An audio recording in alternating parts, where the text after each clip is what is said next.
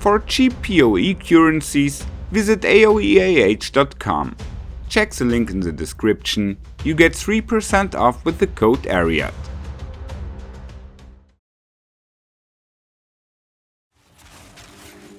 Hello and welcome everybody. In this guide, I present to you my super strong lightning spear Huntress.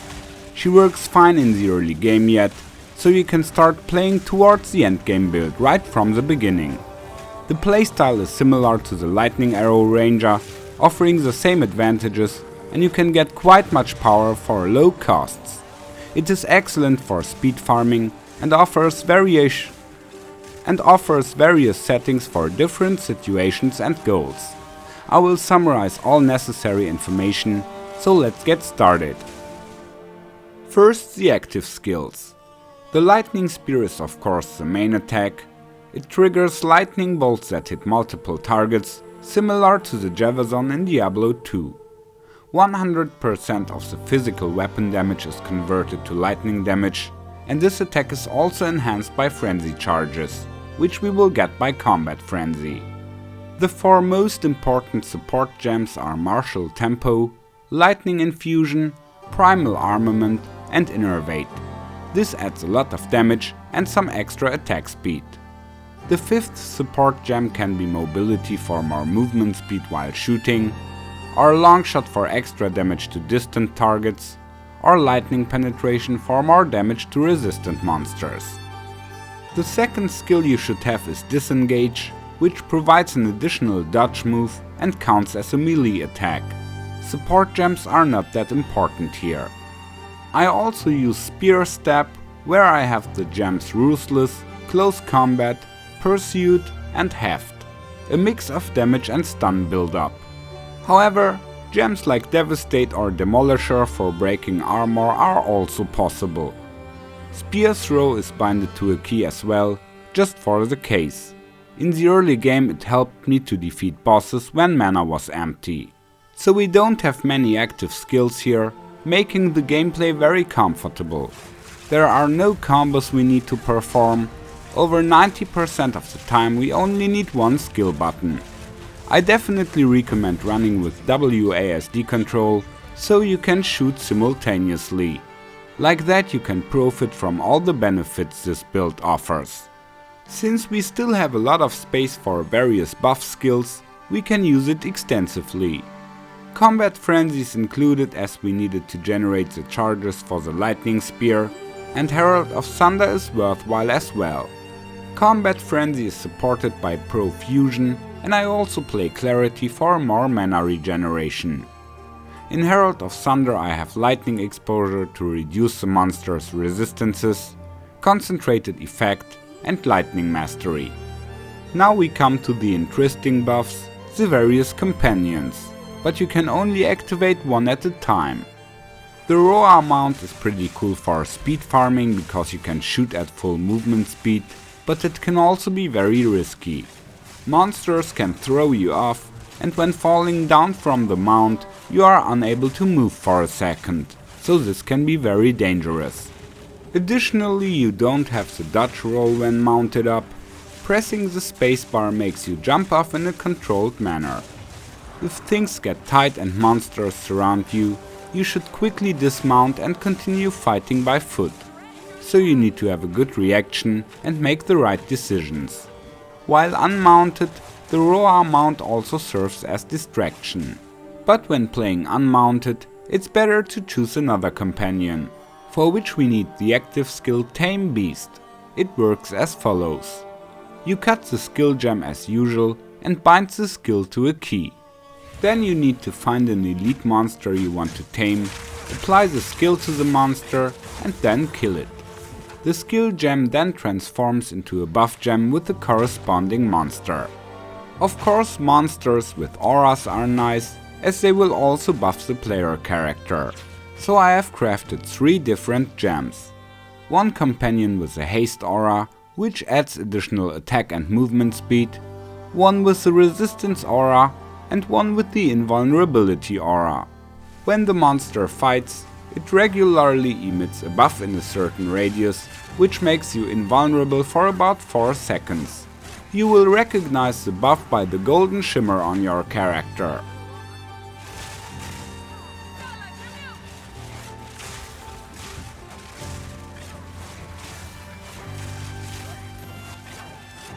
A very good spot to find an elite monster you like is the infested barrens.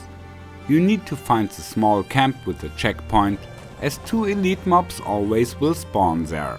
When you find the place, take a look which mods the monsters have, and if the right one isn't there, you can simply press escape and click respawn at checkpoint. This way 2 new monsters will spawn, and you can repeat this until you get the desired mods. But you must not kill the monsters until you find one you want to tame. Then you need to apply the skill to the monster and kill it.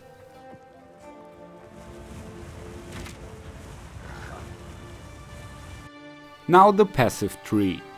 I play the Ritualist, as the skills Unfolded Fingers and Mystic Attunement add an extra ring slot and 25% bonus to all 4 jewelry items.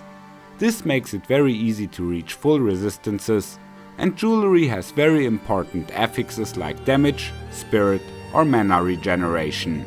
If you like, you can also put lots of magic find in the end. I went through the node reduced spirit here because I get enough points by the equipment. With enough mana regeneration, you can also play reduced mana, and the resistance penalty can be compensated as well. So decide individually here. I haven't unlocked the last ascendancy points yet, but I will probably skill to as the whispers demand. But maybe I will just take the 3% movement speed and 20% physical damage.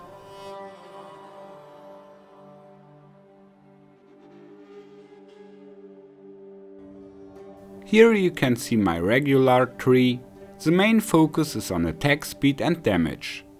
A very important cluster is the spear at the bottom right edge, which will be fully skilled. A little bit higher is critical strike chance and damage, and another step to the top, there is the wild storm lightning cluster. What you should definitely also skill is bestial skin, so you get lots of evasion rating without much effort.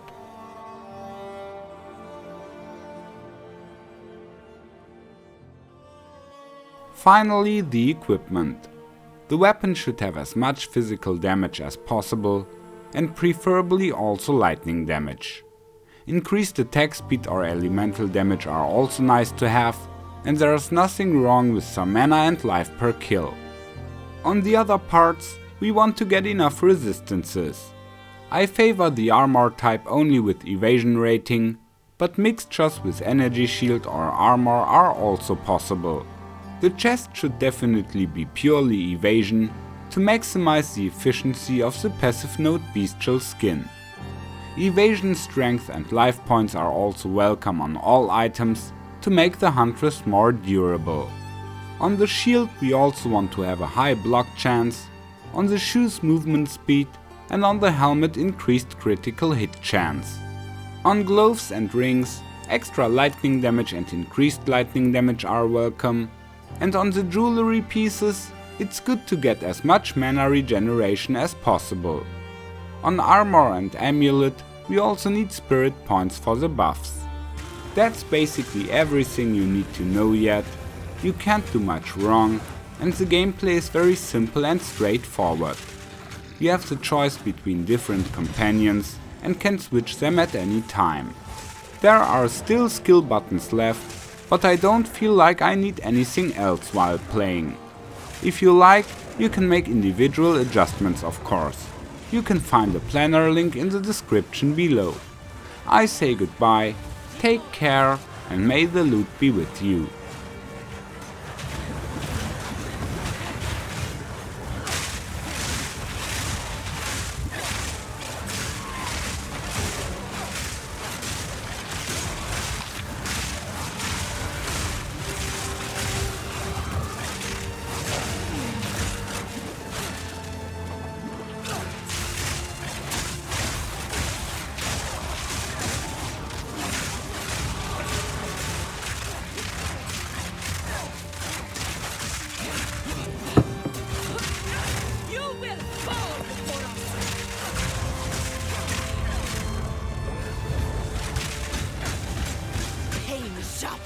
mind.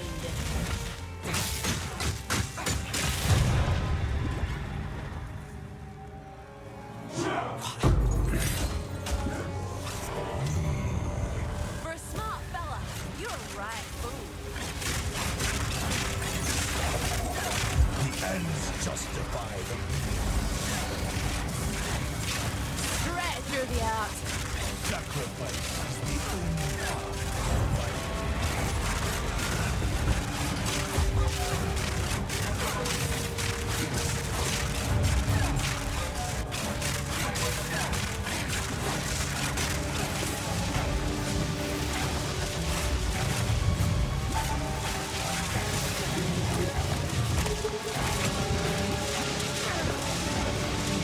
I cannot allow you to interfere.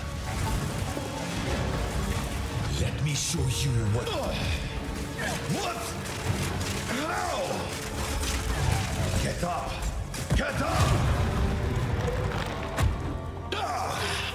No!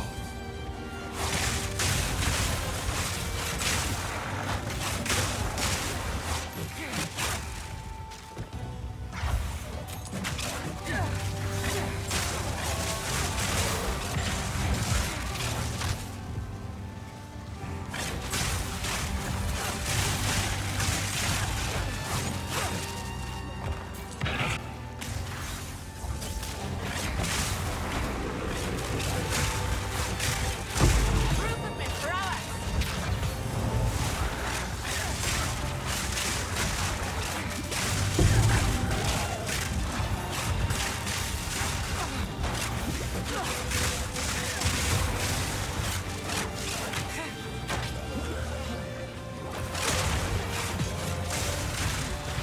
Quick!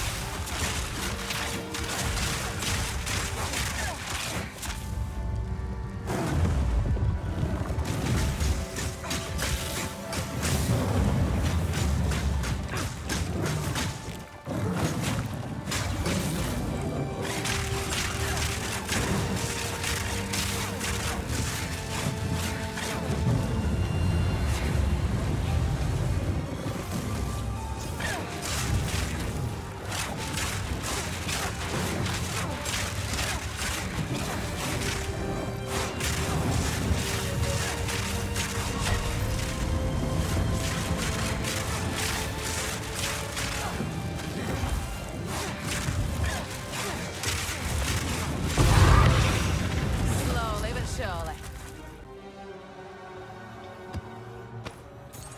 I'll take that. Don't drink the water. See you.